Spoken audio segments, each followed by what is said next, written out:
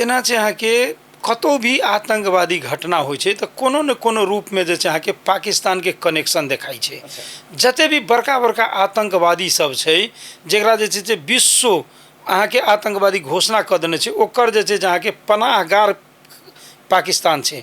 ओस्मा bin Laden के पूरा विश्व खोजत रहे लेकिन वो पाकिस्तान में रहे। अखने हाफिज सईद जे छै अहाँके विश्व आतंकवादी घोषणा केने छै लेकिन वो पाकिस्तान में छै। आइए हम देखने रहिए अहाँके मीडिया में जे ओकर प्राइवेट पार्क प्राइवेट जे छै वो घर और ओकर जे छै ऐशो आराम के जे छै सारा चीज देखायल गेल छलै। तऽ ई जकरा विश्व आतंकवादी घोषणा केने छै से पाकिस्तान में छै।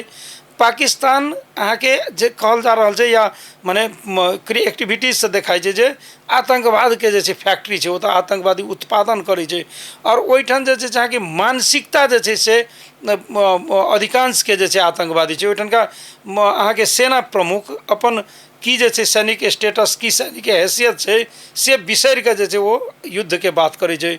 ओहिके जे छै अहाँके विदेश मंत्री कहै छै हम परमाणु शक्ति वाला छी माने चैलेंज करे जे हमरा सने अब एकरा डर कही एकरा चैलेंज कही ई गलती भेलै एकरा स्वीकार करक छै। एक आतंकवादी पकड़ेलै वो कहे जे हमरा पाकिस्तान पठेलक है।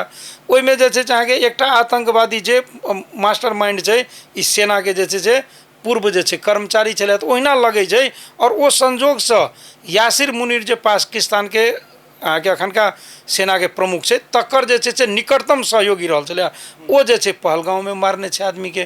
तो ऐसे की लागि रहल छै जे ई देश जे छै आतंकवादी उत्पादन करय वाला देश छै और एहि देश के जे छै एक बेर सबक सिखाबक छै।